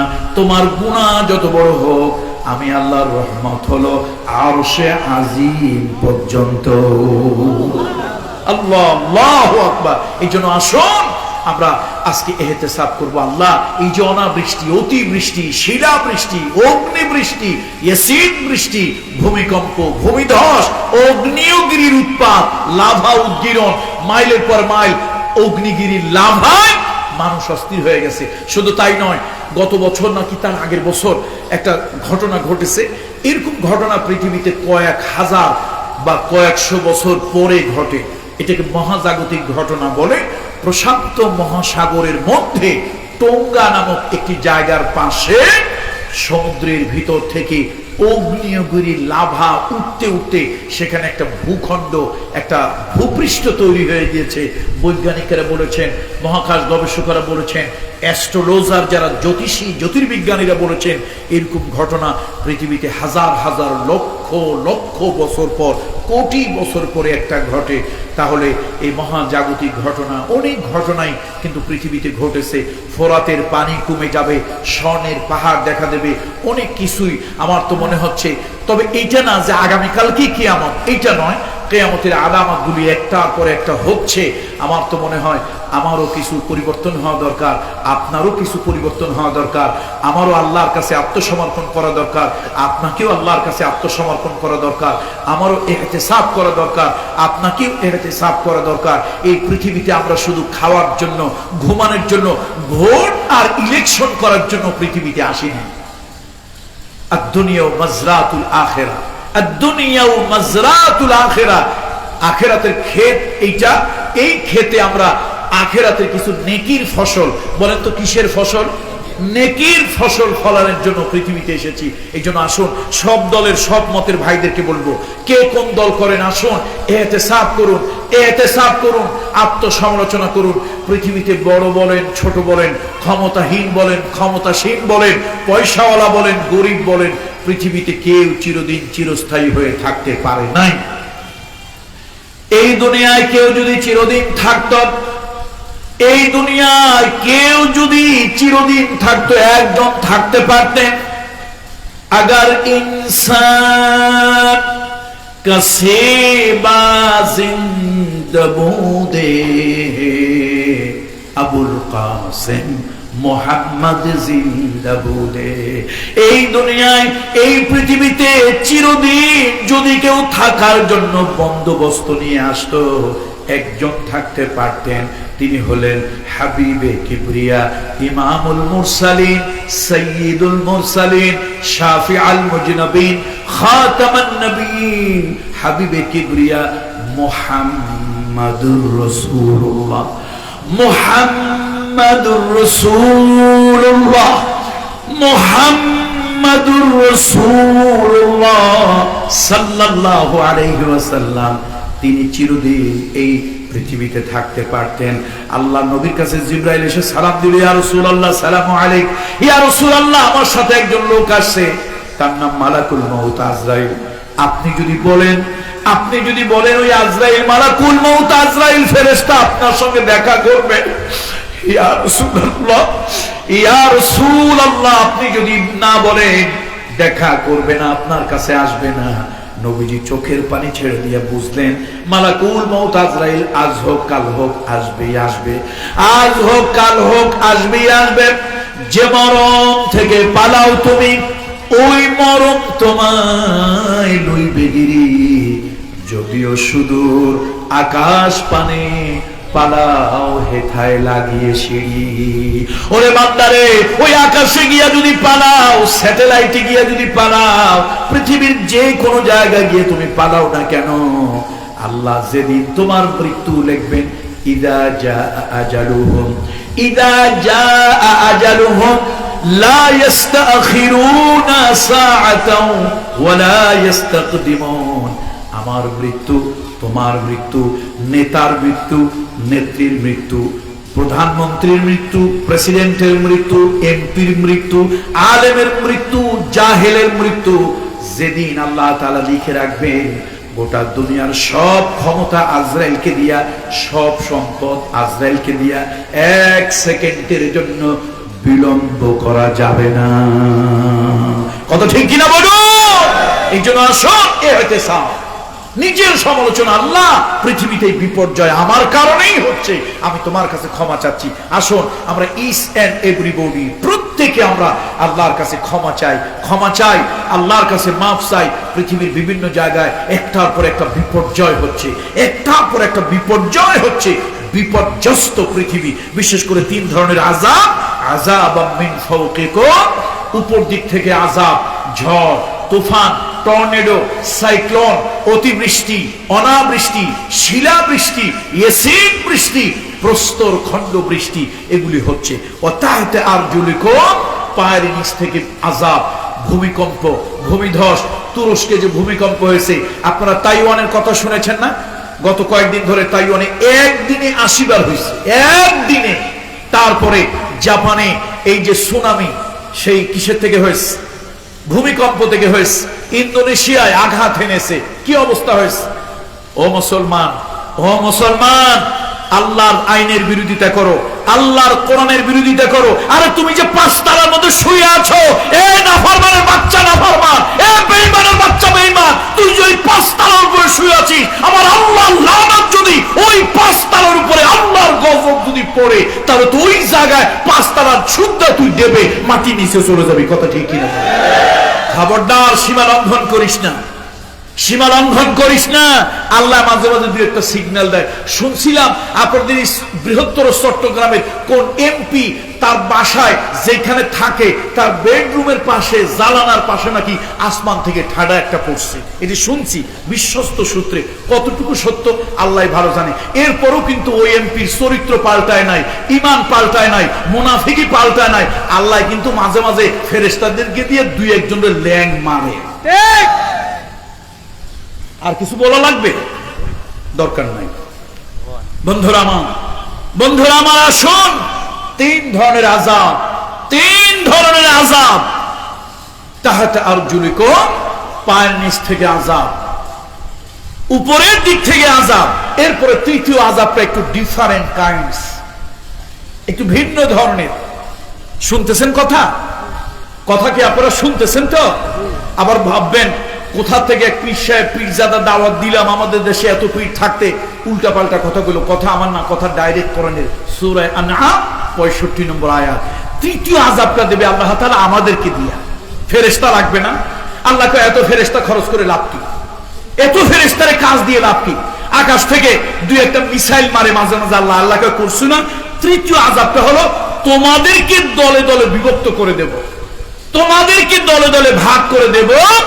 আর তোমাদের মধ্যে কিছু দল এইরকম মারমুখী হবে, এইরকম সন্ত্রাসী হবে, এইরকম জালিম হবে, তোমাদের জীবনের নাবিশ্বাস উঠে যাবে। আজকে দেখেন মুসলমান মুসলমানের উপরে, এক দল আরেক দলের উপরে, এক রাজনৈতিক পার্টি আর এক রাজনৈতিক পার্টিকে নির্মূল করার জন্য যা করে, জঙ্গলের হিংস্র পশু এমনটি করে না। তাহলে এগুলি আল্লাহ ডাইরেক্ট গজব। পাইলাম কোথায়? কোরআন শরীফে। কত নম্বর আয়াত? আবার আগামীকালকে সমালোচনা করবেন। সমালোচনা আমার করেন না। যদি আপনার ক্ষমতা থাকে কোরআন কারীমের সমালোচনা করিয়েন, যদি আপনার ক্ষমতা থাকে। আল্লাহ তাআলা বলেন, আমারে যখন ছেড়ে যাবে, আমারে যখন ভুলে যাবে, আমার দ্বীনকে বাদ দিয়া, আমার পয়গম্বরকে বাদ দিয়া, আমার জমিনে আমার আইন বাদ দিয়া, উল্লুক আর ভাল্লুকের মতো নেতার আইনের পিছনে দৌড়াবে, নেতার আদর্শের পিছনে দৌড়াবে, নবীর আদর্শের পিছনে নয়, আমি আল্লাহর আইন বাদ দিয়ে গায়রুল্লাহর আইনের পিছনে দৌড়াবে। অথচ আমি আল্লাহ কোরআনে বলে দিলাম, আলা লাহুল খালকু ওয়াল আমর, সৃষ্টি হলো যার, আইন মানবে তার। কার কথা এটা? আল্লাহর কথা না আমার কথা? কোন আমাদের কথা না, কোন পীরের কথা? কথাটা কার? আপনি আইন, আপনি আপনি মানুষ তৈরি করা আইন, মানুষের আইনের জন্য চেষ্টা করেন। ভাই, আপনি আমার উপরে হুমকি দিলেন, আমারে ফাঁসি দিলেন, আমার জেলের মধ্যে ঢুকাইলেন, আমাকে এলাকায় নিষিদ্ধ করে দিলেন। আপনার যা ইচ্ছা ভাই আমাকে করেন, মারেন, কাটেন, কিলান, এই বুকটা আমার ঝাঁঝরা করে দেন। কিন্তু ভাই, আপনি একবারও কি এই চিন্তা করেছেন? একবারও কি এই চিন্তা করেছেন আল্লাহর গজব, আল্লাহর গজব আপনি কি ভাই ফেরাতে পারবেন? আল্লাহর আইন কি আপনি পাল্টাতে পারবেন? আল্লাহ তাআলা বলে, গাছ আমার আইন মানে। আম গাছের জন্য আইন দিয়েছি আম ধরার, তাল আর বেল দেয় না। বেল আর তালের জন্য আমি আইন দিয়েছি বেল আর তাল দেওয়া, তারা কোনোদিন লিচু আর আঙ্গুর দেয় না। সূর্যকে আমি আল্লাহ আইন করে দিয়েছি। পৃথিবীর বৈজ্ঞানিকেরা বলেছে পৃথিবীর বয়স নাকি 700 কোটি বছর। কত বছর? একটু আওয়াজ দিয়ে বলেন। যে আমি বলি নাই, কোন কোন জ্যোতিষী, জ্যোতির্বিজ্ঞানী, মহাকাশ গবেষকরা, দুনিয়ার যারা গবেষণা করে তারা বলেছে 700 কোটি বছর। যদি তাদের কথা সত্য হয়, এই 700 কোটি বছর যাবৎ সূর্য প্রত্যেক দিন একই নিয়মে ওঠে না বিভিন্ন নিয়মে ওঠে? একই নিয়মে। পহেলা জানুয়ারি সূর্য যেই কয়টায় ওঠার কথা ওই কয়টায় ওঠে, 2রা জানুয়ারি যেই কয়টা ওঠার কথা ওই কয়টা ওঠে, পহেলা ফেব্রুয়ারি যেই কয় সময় ওঠার কথা ওই সময় ওঠে, 31শে এপ্রিল যেই টাইমে ডোবার কথা, তারপরে 31শে জুলাই যেই টাইমে ডোবার কথা, সেপ্টেম্বরের 10 তারিখে যেই টাইমে ওঠার কথা, অক্টোবরের 31 তারিখে যেই টাইমে ডোবার কথা ওই টাইমে ওঠে ডোবে, নাকি এক এক দিন এক এক রকম ওঠে? একটা সেকেন্ড এদিক ওদিক হয় না। তাহলে মহাকাশে সূর্য যদি আল্লাহর গোলামি, আল্লাহর হুকুমের আইনের তাবেদারি না করত, তাহলে সূর্য এক এক দিন এক এক সময় উঠত। আধুনিক জ্ঞান বিজ্ঞানের জনক, আধুনিক জ্ঞান বিজ্ঞানের জনক বৈজ্ঞানিক আইনস্টাইনকে বলা হয়েছিল, বৈজ্ঞানিক Einstein, what is your concept about the creator of the world? বিশ্ব চরাচরের প্রভু, সৃষ্টিকর্তা, স্রষ্টা আছে, এ ব্যাপারে আপনার অভিমত কি? তিনি বলেছিলেন, শোনো শোনো, চন্দ্র, সূর্য, গ্রহ, নক্ষত্র, মিল্কি ওয়ে, গ্যালাক্সি, নবমণ্ডল, ভূমণ্ডল সব কিছু একটা নিয়মের মধ্যে চলে। আমি বিশ্বাস করি এই নিয়মের পিছনে একজন মহান নিয়ন্ত্রা আছে। আপনার ভাষায়, আপনার ভাষায়, ইসলামের ভাষায় সে মহান নিয়ন্ত্রার নাম কি? একটু এরকম আসতে বললে হবে না, কলিজার সব শক্তি নিয়ে, সেই মহান নিয়ন্ত্রণ নাম কি? আল্লাহ। আল্লাহ, আল্লাহ। তাহলে আল্লাহ আছে। তসলিমা নাসরিনের মতো, হুমায়ুন আজাদের মতো, হুমায়ুন আজাদের মতো, শাহ জাফর ইকবালের মতো এরকম কিছু লোকের কাছে, তারা অবশ্য কাঠের চশমা, লোহার চশমা পরে থাকে, এই জন্য কয় দেয়ার ইজ নো গড। আমরা তো স্রষ্টারে দেখি না, আনসিন ইজ নাথিং, যা দেখি না তা কিছুই না। পাগলের মাথা খারাপ হয়েছে। বলেন তো পাগলের কি হয়েছে? মাথা খারাপ হয়েছে। বন্ধুরা আমার, কত আল্লাহর ওলিয়া রাতের পরে রাত তাহাজ্জুদের নামাজ পড়ে কাঁদছে। আল্লাহর ওলিরা রাতের ঘুম হারাম করে তাহাজ্জুদ রাতের পরে রাত কাঁদে, কেঁদে দাড়ির বুক ভাসায় দিছে। সে আল্লাহর ওলিরা আল্লাহরে দেখতে পায় না। আর কোথা থেকে সলিমদ্দি কলিমদ্দি পায়খানা করে ঠিক মতো পানি খরচ করে না, প্রস্রাব করিয়া পানি নেয় না, দাঁড়ায় দাঁড়ায় ব্রাশ ফায়ার করে, এখানে আর ওখানে বড় বড় বোতল টানে। তারা কয় যা দেখি না তা বিশ্বাস করি না, আল্লাহর দেখি না বিশ্বাস করি না। আরে রাম ছাগল, তুই দেখবি কেমনে? তোর চোখের মধ্যে তো একটা কাঠের আর লোহার চশমা পড়া। ছাগল দেখার জন্য আয়না চশমা পর। এই জন্য আল্লাহর ওলিরা যদিও আল্লাহরে না দেখছে, কিন্তু আল্লাহর কুদরত দেখছে। এই জন্য আল্লাহর ওলিরা বলেন, যেধার দেখতে হুঁ मैं, जिधर देखते हूं मैं उधर तू ही तू, शजर में হাজার में तेरे रंगे बू। কে বলেছে আল্লাহ নাই? ঝর্ণায় তাকালে আমি আল্লাহকে দেখতে পাই, ফুলে তাকালে আল্লাহকে দেখতে পাই, সমুদ্রে তাকালে আল্লাহকে দেখতে পাই, অর্থাৎ আল্লাহর কুদরতের নিদর্শন দেখতে পাই। গোলাপ, চামেলি, জবা, জুই, বেলি, এক এক ফুল এক এক রকম, আম, লিচু, কাঁঠাল, নাশপাতি, আপেল এক এক রকম। আমার স্ত্রীর ভালোবাসা আমার হৃদয়ে একরকম, আমার কন্যার ভালোবাসা আমার দিলে একরকম, আমার মায়ের ভালোবাসা আমার দিলে আর এক রকম। গাধার বাচ্চা গাধা বলে আল্লাহ নাকি স্রষ্টা নাকি নাই। তুই মরা দিলে কেমনে দেখবি? লোহার চশমা নিয়ে কেমনে দেখবি তুই? এই জন্য কাছের চশমা পরো। আল্লাযীনা ইউমিনুনা বিল গায়ব, পড়েন আল্লাযীনা ইউমিনুনা বিল গায়ব। অদৃশ্যের আল্লাহর উপর আমরা ঈমান এনেছি, যদিও সরাসরি আল্লাহর দেখি না, তবে আল্লাহর দেখবো। বলেন ইনশাআল্লাহ। এই একটু জোর দিয়ে বলেন না, বলেন ইনশাআল্লাহ আল্লাহর দেখবো। আল্লাহ যদি আমাদেরকে বেহেশতে নেয়, দেখবো না? বেহেশতের মানুষ কিছু চালাক কিছু বোকা। আল্লাহকে বেহেশতবাসী যা যা দেওয়ার কথা ছিল ওয়াদা পাইছো, তো কিছু চালাক কিছু বোকা তো প্রথম কয় হ্যাঁ হ্যাঁ আল্লাহ পাইছি পাইছি, যা দেওয়ার তার থেকে তো বেশি দিয়ে ফেলছেন, এত যে পাবো বেহেশতে তা তো কল্পনাও করি নাই। এখন দুই একজন কয় ভাই রাখ, আগের থেকে কথা কইস না, একটু থাম, আমার তো মনে হয় সব পাই নাই। এত কিছু পাইলি, এরপরও কি পাস নাই? বাইরে আমার কাছে মনে হয় কিছু পাইছি, কিছু এখনো পাই নাই। শোন, যার জন্য এত মাইর খাইলাম, গুতা খাইলাম, ফাঁসির রশি গলায় পড়লাম, কত জালিমের জুলুমের শিকার হইলাম, মামলা হামলায় পড়লাম, রাতের বেলায় মাসের পর মাস, বছরের পর বছর বাচ্চা কাচ্চা বাচ্চা কোলে নিয়ে ঘুমাইতে পারলাম না, যার আইন যার বিধান কায়েমের জন্য কষ্ট করলাম, রাতের বেলায় তাহাজ্জুদ পড়লাম, তারে দেখলাম না। তুই এই ঘর দরজা পাইয়া বলিস সব পাইছি, আমি সব পাই নাই। ফেরেশতা বেহেশতবাসীর কথা তো রাইট, সব তো পাই নাই। আল্লাহ, আমরা কি বেহেশতের জন্য কষ্ট করছি? আপনার জন্য। মালিক, আপনারে না দেখা পর্যন্ত এই হৃদয় তৃপ্ত হবে না। আল্লাহ তাআলা বলবেন, যাও, তোমাদের হৃদয় অতৃপ্ত রাখবো না, দেখা করবো। একটা হল ঘর সাজানো হবে, জান্নাতীরা ওই হল ঘরে আল্লাহ তাআলাকে দেখার জন্য আসবেন। আল্লাহ আল্লাহ। আল্লামা দেলোয়ার হোসেন সাইদি সাহেব প্যারেড গ্রাউন্ডে এই ওয়াজটা যেদিন করেছিলেন, সেদিন তিনি চোখের পানি ছেড়ে দিয়েছিলেন। 4-5 লক্ষ লোক একসাথে কেঁদে উঠেছিল। তিনি চোখের পানি ছেড়ে দিয়ে বলছিলেন, আল্লাহ, আমরা তো ভালো মানুষ না, কিয়ামতের যেদিন তোমার বান্দাদের সাথে তুমি জান্নাতে দেখা দেবে, আমাদের মতো গোলামদেরকে ওই মানুষগুলোর আশপাশে একটা জায়গায় একটু দাঁড়াতে জায়গা দিও, যাতে তোমাকে আমরা দেখতে পাই। কোথায় গেল সে মানুষ? আজকে কবরে শুয়ে আছে। পৃথিবীতে কেউ থাকবো না, পৃথিবীতে কেউ থাকবো না, পৃথিবী থাকার জায়গা নয়। আজ হোক কাল হোক, এ পৃথিবী ছেড়ে একদিন চলে যেতেই হবে। আসুন আমরা ইহতিসাব করি, আত্মসমালোচনা করি। কয় ধরনের আযাব বলেন? কয় ধরনের আযাব? একটা আযাব হলো কোথা থেকে আসবে? উপর থেকে। আর একটা আযাব কোন দিক থেকে? নিচের দিক থেকে। হযরত নূহ আলাইহিস সালামের যুগে আযাব হয়েছিল, ওয়াকিলা ইয়া আরদু ব্লাঈ মাআকি, ওয়াকিলা ইয়া আরদু ব্লাঈ মাআকি ওয়া ইয়া সামাউ আকলিঈ ওয়াগীযাল মাউ ওয়াকুদিয়াল আমর ওয়াস্তাওয়াত আলাল জুদ। তাহলে বোঝা গেল, আকাশ থেকেও যেরকম গজব হয়, আযাব হয়, নিচের থেকে তাহাতা আরজুলিকুম, পায়ের নিচ থেকেও আযাব গজব হয়। আল্লাহ তাআলা আমাদের সকল ধরনের আযাব আর গজব থেকে হেফাজত করুন।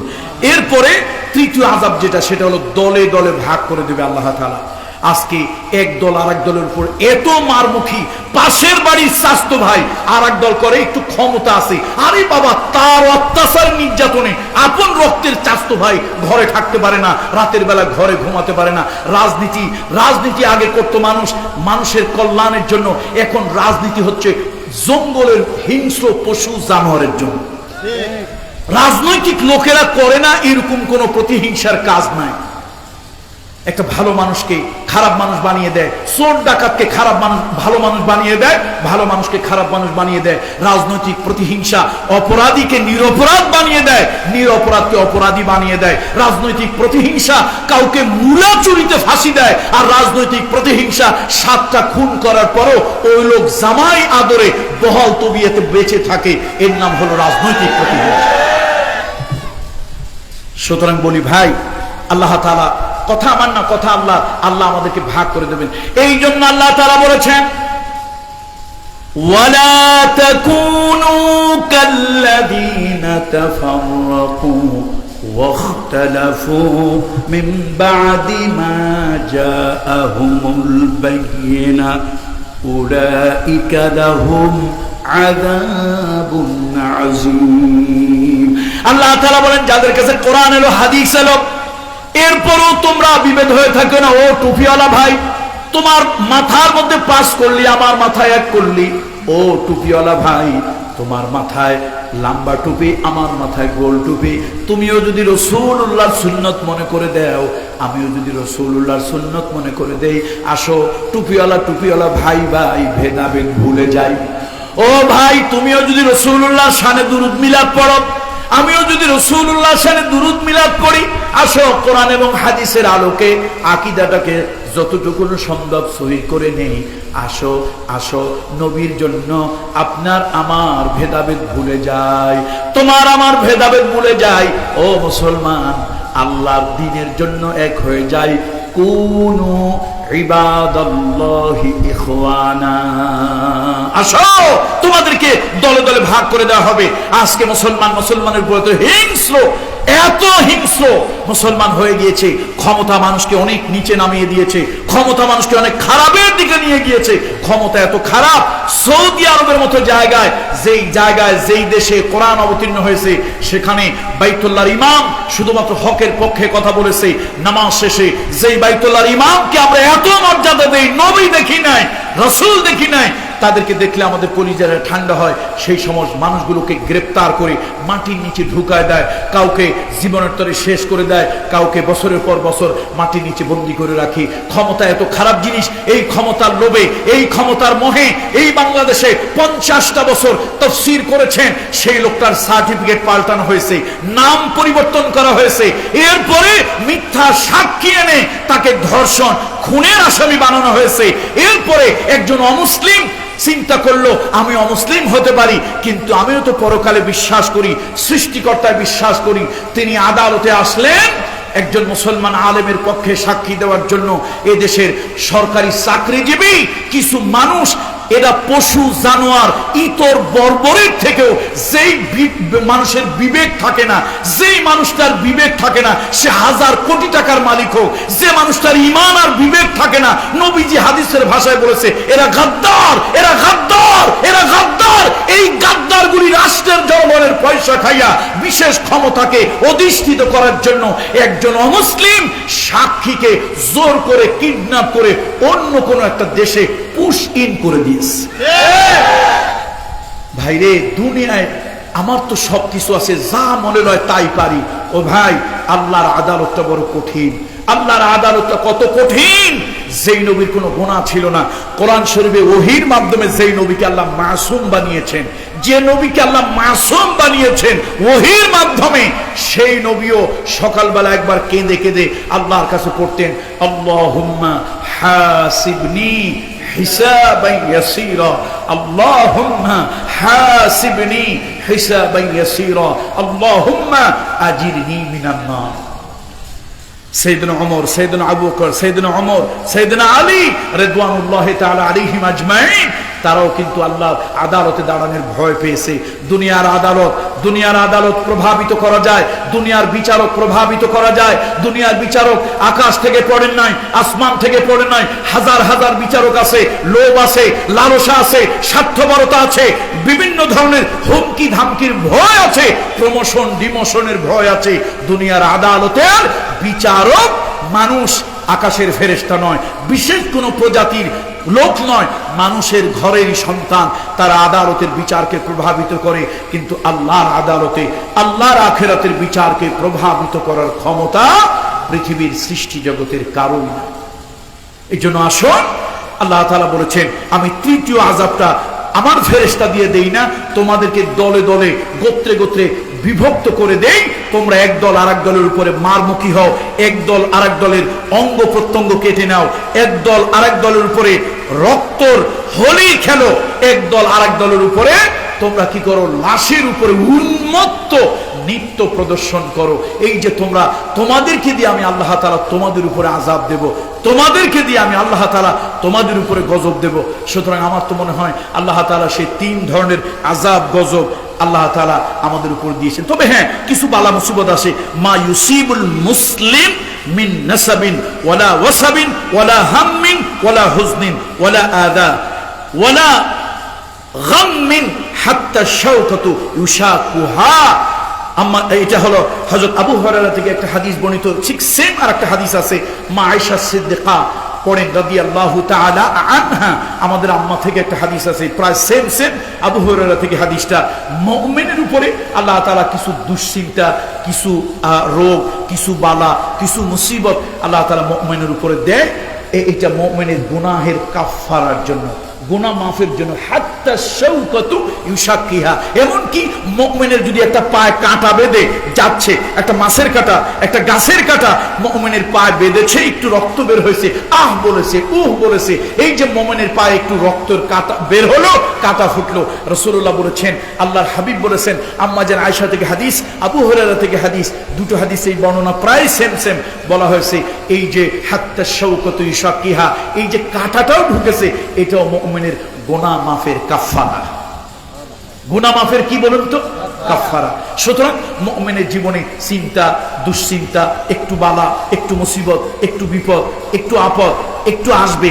তবে আল্লাহ নিজে আবার এটা বলে দিয়েছে, আল্লাহ নিজেই বলেছেন, আল্লাযীনা ইযা আসাবাতুহুম মুসিবাতুন পড়েন আমার সঙ্গে সবাই, আল্লাযীনা ইযা আসাবাতুহুম মুসিবাতুন ক্বালু ইন্না লিল্লাহি ওয়া ইন্না ইলাইহি রাজিউন।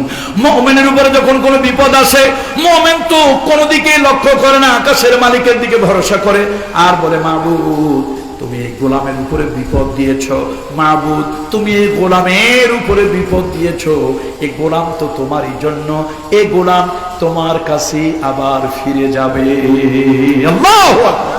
তবে আল্লাহ তাআলা দুইটা জিনিসের মাধ্যমে আল্লাহর সাহায্য চাইতে বলেছেন, ওয়াস্তাঈনু বিস-সাবরি ওয়াস-সালাহ।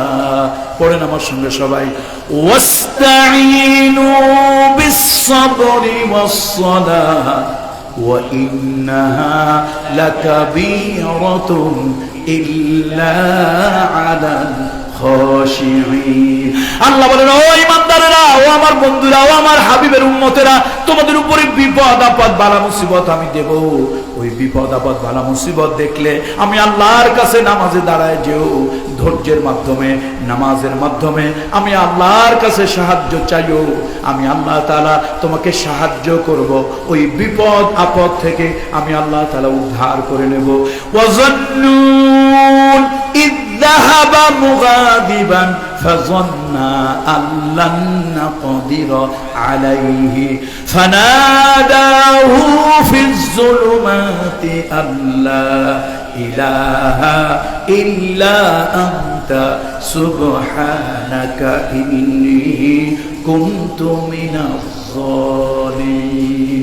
আল্লাহ তাআলা ইউনূস আলাইহিস সালামের কথা বলেছেন, ও পর্দালের মহিলারা, ও আমার মায়েরা, ও আমার বোনেরা, মা গো, মা তোমাদেরকে বলি গো, মা তোমাদেরকে বলি, বিপদ আপদ যদি আসে, বালা মুসিবত যদি আসে, স্বামীর ইনকাম নাই, ছেলের ইনকাম নাই, একটার পর একটা বিপদ, ঘরের মধ্যে শান্তি নাই, মা গো তোমার জন্য উত্তম জায়গা হলো ওযু করো, সুন্দর করে ওযু করো, ঘরের কোনায় জায়নামাজ বিছাও, ওই জায়নামাজ বিছায়া মালিকের কাছে তুমি তোমার আরজি পেশ করো। হযরত ইউনূস আলাইহিস সালাম বিপদে পড়েছিলেন, মাছের পেটে পড়েছিলেন, সমুদ্রের তলদেশে মাছ তাকে নিয়ে গিয়েছিল, ওই জায়গায় গিয়ে তিনি আল্লাহর কাছে ফরিয়াদ করেছিলেন। আল্লাহ তাআলা ওই জায়গায় আল্লাহ তাআলা তার ডাক শুনলো। দুনিয়ার কোন রাজা বাদশা, দুনিয়ার কোন বৈজ্ঞানিক যন্ত্রপাতি, সায়েন্টিফিক ইকুইপমেন্ট, দুনিয়ার কোন শক্তি, কোন ক্ষমতা মাছের পেট থেকে, সমুদ্রের নিচ থেকে হযরত ইউনূস আলাইহিস সালামকে বাঁচাতে পারতো না। তিনি আল্লাহর কাছে কেঁদেছিলেন, আল্লাহর কাছে কেঁদেছিলেন, আল্লাহর কাছে চোখের পানি ছেড়েছিলেন, আল্লাহর কাছে ফরিয়াদ করেছিলেন। আল্লাহ তাআলা বলেন, ফাস্তাজাবনা লাহু। পড়েন আমার সঙ্গে, মুহাব্বত নিয়ে পড়বেন, ফাস্তাজাবনা লাহু ওয়া নাজ্জাইনাহু মিনাল গাম্মি ওয়া কাযালিকা নুনজিল মুমিনিন। আল্লাহ তাআলা বলেন, ইউনূসের ডাক আমি শুনলাম, ইউনূসের ডাক আমি শুনলাম। আমি আল্লাহ তাআলা ইউনূসকে বিপদ থেকে বাঁচানোর জন্য মাছের পেটে প্রচন্ড ব্যথা দিয়ে দিলাম। মাছ অস্থির হয়ে গেল, ছোটাছুটি দৌড়াদৌড়ি করতে লাগলো, অস্থির হইয়া সমুদ্রের কিনারে উঠে গেল, বমি করলো, উদগীরণ করলো, উল্টি করলো, বমি করে ইউনূসকে ফেলে দিল। আমি ফেরেশতা দিয়ে তারে বাঁচায় দিলাম। আল্লাহু আকবার।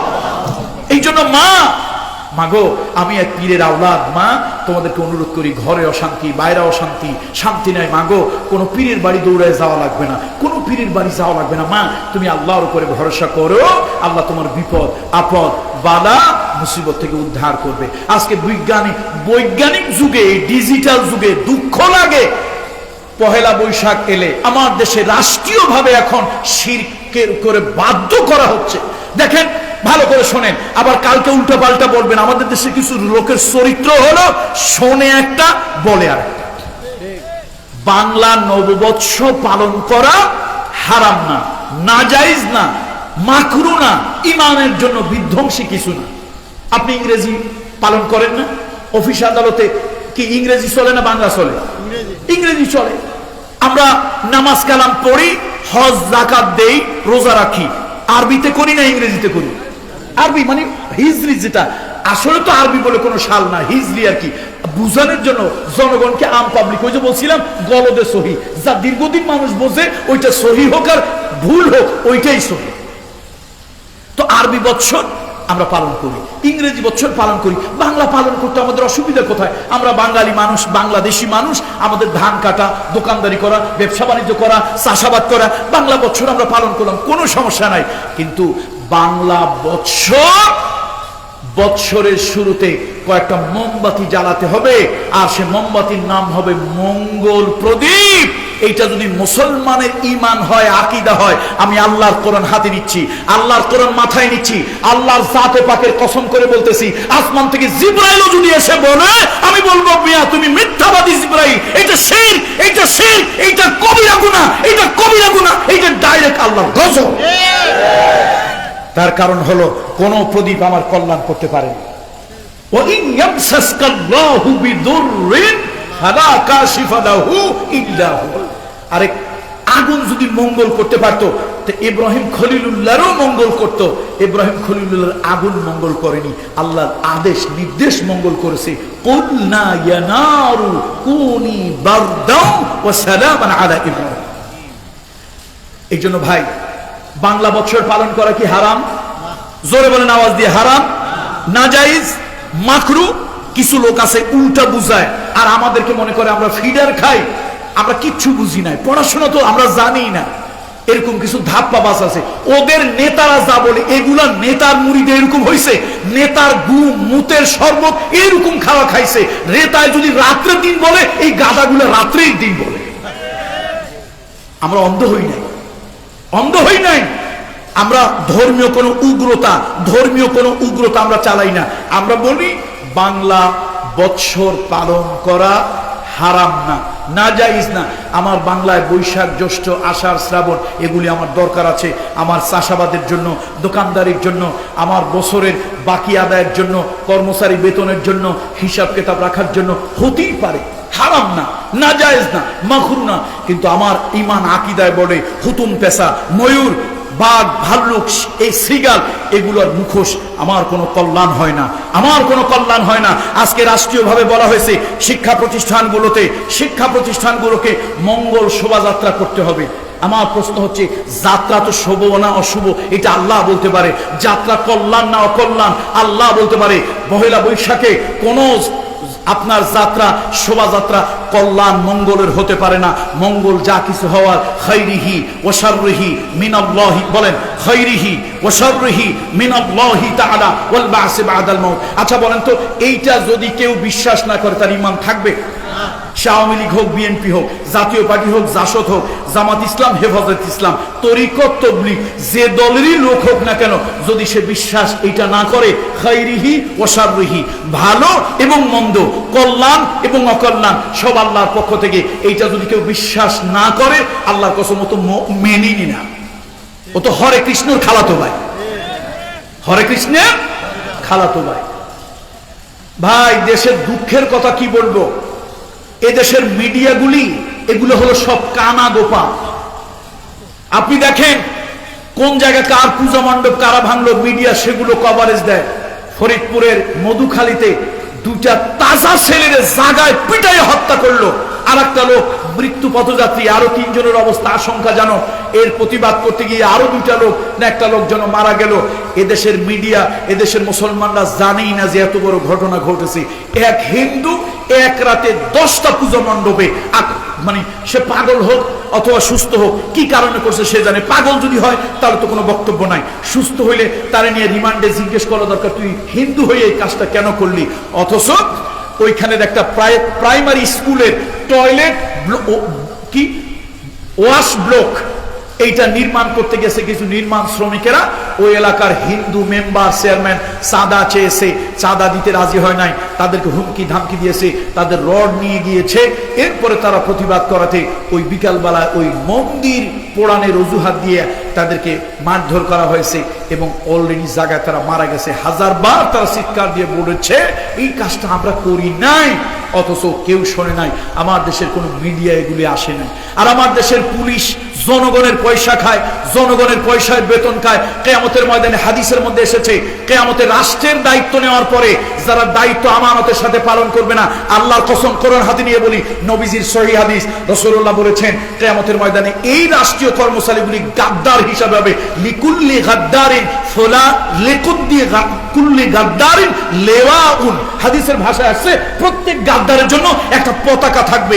কিয়ামতের লোকেরা বলবে হাদা গাদ্দারুন ফুলানুন, হাদা গাদ্দারুন ফুলানুন। এই হলো চট্টগ্রামের ওই ডিসি নামক গাদ্দার, এই হলো চট্টগ্রামের এসপি নামক গাদ্দার, ওই হলো সাতকানিয়ার অমুক গাদ্দার, এই হলো লোহাগাড়ের ওই গাদ্দার, ওই হলো বান্দরবনের এই গাদ্দার, ওই হলো সুন্দরবনের এই গাদ্দার। আল্লাহর কসম কোরআন হাতে নিয়ে বলছি, কোনো বানিয়ে কথা বলছি না। আল্লাহ লানাত আমার উপরে পড়ুক যদি আমি মিথ্যা বানিয়ে কোনো কথা বলি। রাসূলুল্লাহ সহিহ হাদিস, রাসূলুল্লাহ সহিহ হাদিস, নবীজি বলেছেন রাষ্ট্রের হযরত সম্ভবত কে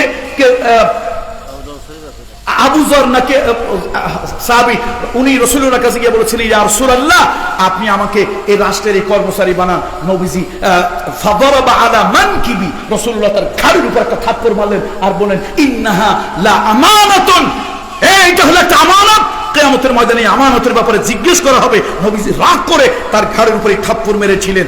এটা অন্য রহমতের নবী, অন্য কোনো উদ্দেশ্য না। মানে তুমি যে আমার কাছে রাষ্ট্রের একটা দায়িত্ব চাচ্ছ, আমি তো দেখতেছি এই পদের উপযুক্ত তুমি না, তো তোমারে আমি অনুপযুক্ত পদে দিলাম। কিয়ামতের ময়দানে আল্লাহর কাছে তুমি জবাবদিহি করতে হবে।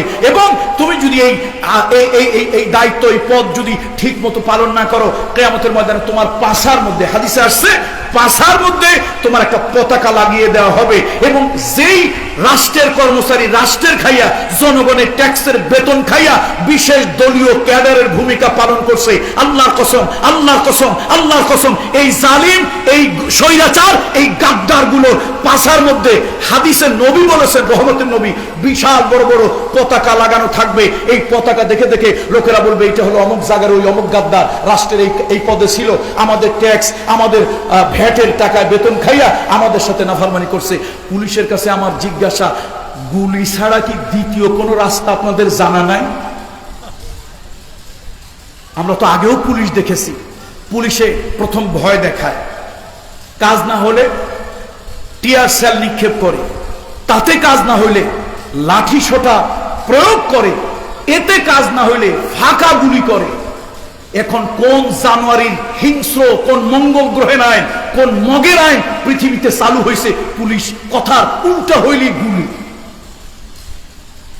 আপনি কোন দল করেন আমার জানা দরকার না, আমিও কোন খোদার কসম দলীয় বিষয় নিয়ে বলি না।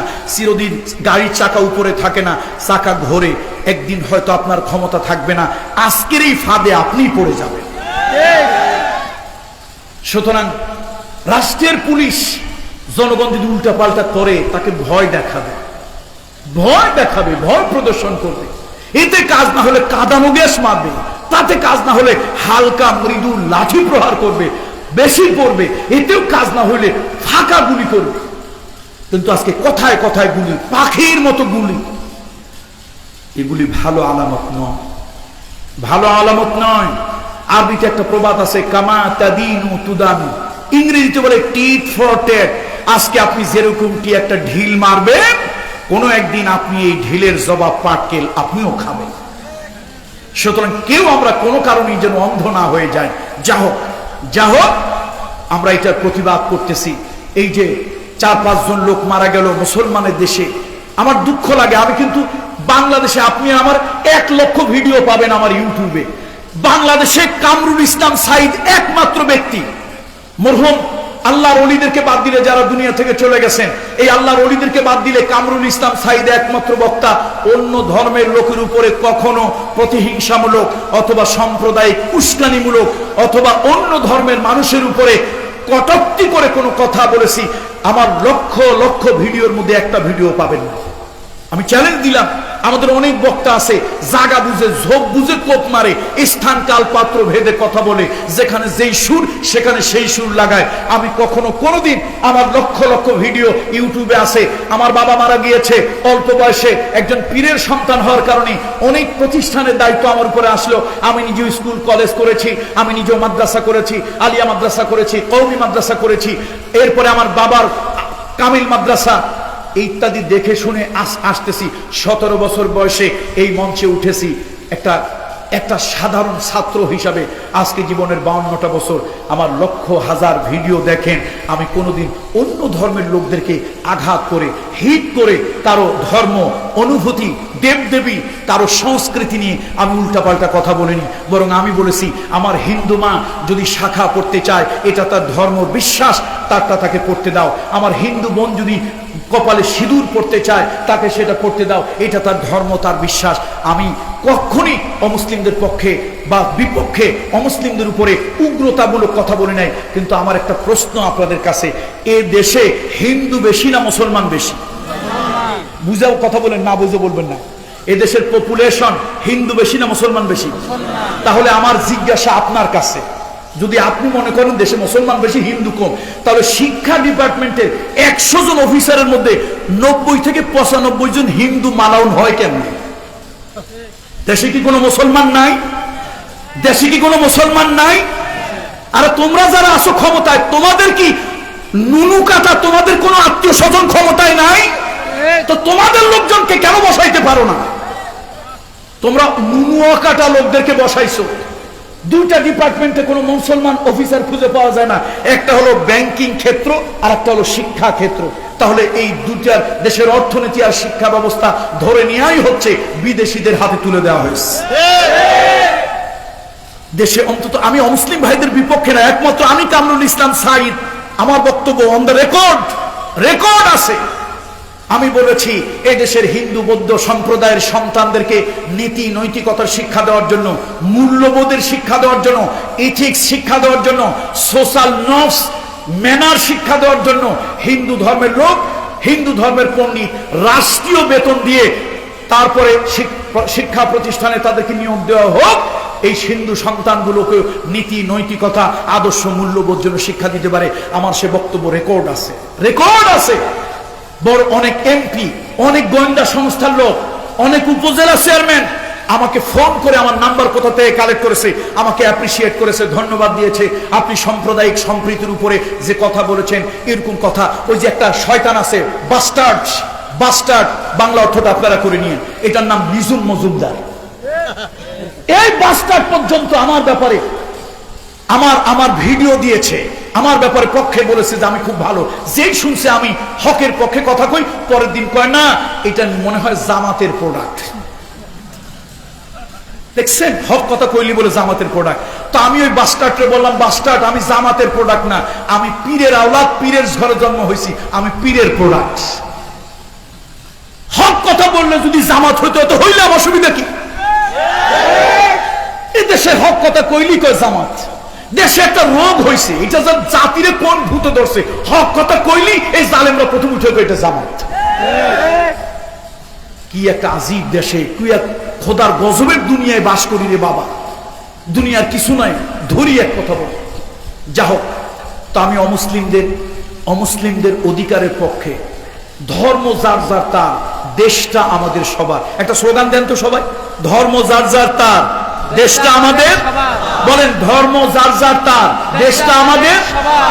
আমরা হিন্দু বৌদ্ধ খ্রিস্টান মগ চাকমা গাড়ো উপজাতি যারা আছি এ দেশের মালিক আমরা সবাই মিলে আমরা দেশটাকে সুন্দর রাখতে চাই, ভালো রাখতে চাই, দেশের কল্যাণ স্বাধীনতা সার্বভৌমত্বের পক্ষে থাকতে চাই। আপনারা কি আমার সাথে একমত না দুই মত?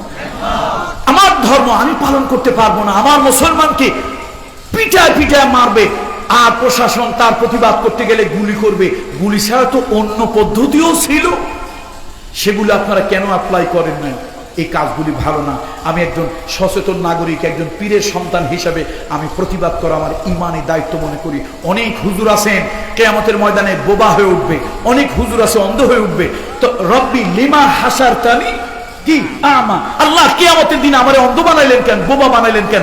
আল্লাহ ফেরেশতারা বলবে, আল্লাহ বলবে, আরে নাফরমান তুই দুনিয়ায় চোখ ছিল কানার মতো ছিলি। কিছু হুজুর আছেন খানকার মধ্যে খালি তসবিহ পড়ে। দেখেন কিছু পীর আছে, সব পীর না, কিছু দুই একটা পীর আছে মক্কার দুয়ারের কুত্তা খাদায়, কিন্তু মুরিদ যে প্রজেক্ট ডাকাতি টাকা, ব্যাংক ডাকাতি করা টাকা, চুরি করা টাকা, ব্যাংক লুট করা টাকা, রাষ্ট্রীয় টাকা, বেগম পাড়ায় পাচার করা টাকা, সেই টাকা দিয়ে পীরেরে 1.5 লক্ষ টাকা দিয়ে গরু কিনে দিছে। হুজুর মক্কার দুয়ারের কুত্তা খেদাইলো, মারেফতের দৃষ্টিতে আধ্যাত্মিক জগতে ওইটা দেখলো। কিন্তু এই ডাকাত যে জনগণের পয়সা হক নষ্ট করা, মাথায় বাড়ি দেওয়ার টাকা দিয়ে গরু কিনে পিসাবের ওরসে দিয়েছে, এইটা হুজুর কিবলার খবর না। হুজুরটা একবার জিজ্ঞেস করা দরকার ছিল, কিরে তুই যে 1.5 লাখ টাকা দিয়ে গরুটা কিনে দিলি, এটা কিসের টাকা রে বাবা, কিসের টাকা এটা? আমার দেশে ইমাম সাহেব হুজুরে অনেক ইমাম কথা বলতে চান কিন্তু পারেন না, আর অনেক ইমামরা কথা বলেন না। এই শোনেন, নবীজির মসজিদ কাঁচা ছিল, নবীজির মসজিদ এয়ার কন্ডিশন ছিল না, নবীজির মসজিদে টাইলস ছিল না। কেউ যদি মসজিদে টাইলস এয়ার কন্ডিশন লাগাই দিতে চায়, আরে জিজ্ঞেস করবেন, খোঁজ নেবেন ওর টাকাটা কিসের টাকা। এদেশে অনেক লোক আছে জনগণের মাথায় বাড়ি দেওয়া টাকা, ব্যাংকের থেকে কোটি কোটি টাকা নিয়ে এটাকে ইচ্ছে করে ফল্ট করে জনগণের ব্যাংক ডাকাতি টাকা, প্রজেক্ট ডাকাতি টাকা, তারপরে দালালির টাকা, রাষ্ট্রের সম্পদ লুণ্ঠনের টাকা, সেই টাকা দিয়ে দু একটা ভালো কাজ করে মনে করে বেশ তো চলে গেছি। আর আমরা হুজুরেরাও হাদিয়ে একটু ভালো মোটা অঙ্কের পাইলে একেবারে ডাকাত ইরশাদ শিকদার, মকিন গাজী, সুইডেন আসলামের মতো সন্ত্রাসীরও জান্নাতুল ফেরদাউসের 4র্থ তলায় উঠায় নেয়। এই কাজগুলি ভালো না।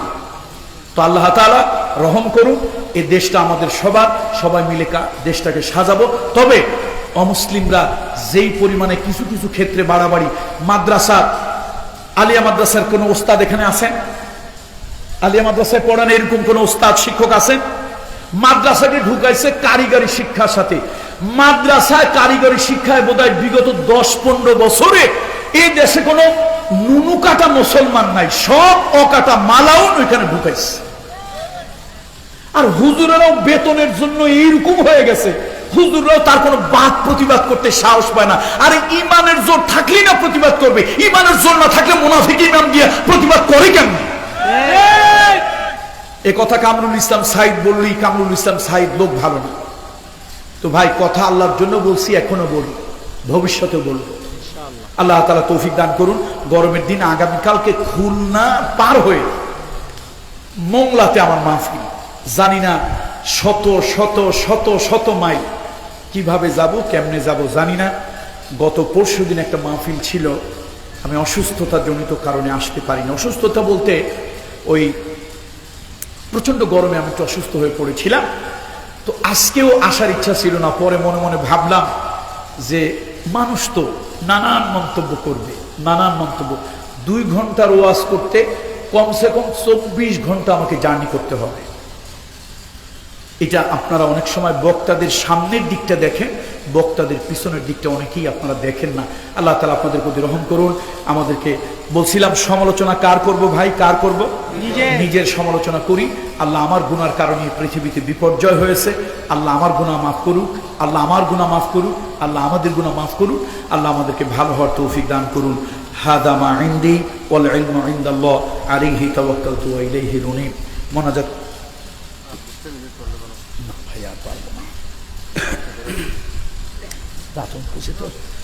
অলরেডি 56 হয়ে গেছে, সম্ভব নয়।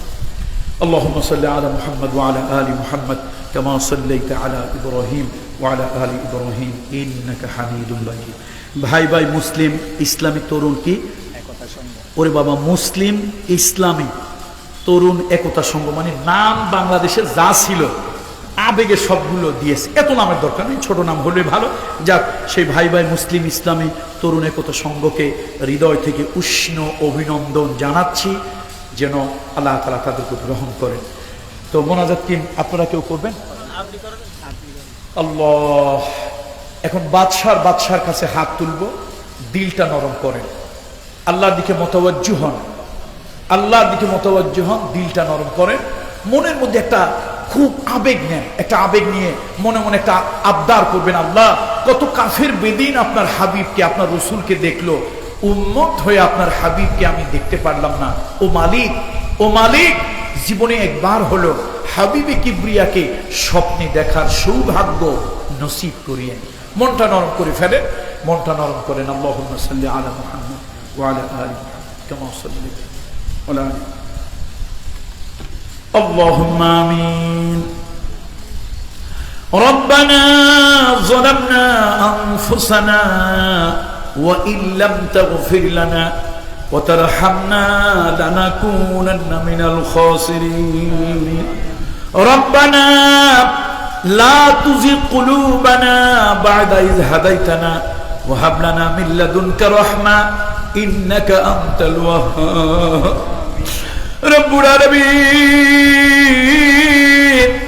গুনার বোঝা মাথায় নিয়া আমরা গুনাহগারেরা তোমার দরবারে হাত তুলেছি আল্লাহ তাআলা মেহেরবানি করে জিন্দেগির গুনাহ খাতা তুমি মাফ করে দাও আয় আল্লাহ তাআলা এই সংগঠন এই মাহফিলের আয়োজন করেছে আল্লাহ সারা দেশটা তাপে পুড়ে যাচ্ছে বাংলাদেশের বিভিন্ন জায়গায় সালাতুল ইস্তেসকার নামাজ হয়েছে আল্লাহ তাআলা আমাদের গুনার কারণে আমাদের পাপের কারণে আমাদের সীমা লঙ্ঘন করার কারণে আমাদের বেয়াদবির কারণে আল্লাহ আপনার সঙ্গে আমরা নাফরমানি করেছি নাফরমানির কারণে আমাদের নাফরমানির কারণে সারা দুনিয়ায় বিপর্যয় সৃষ্টি হয়েছে আল্লাহ আপনার কাছে তওবা করি তওবা ইয়া আল্লাহ তওবা ইয়া রব্বি তওবা ইয়া আল্লাহ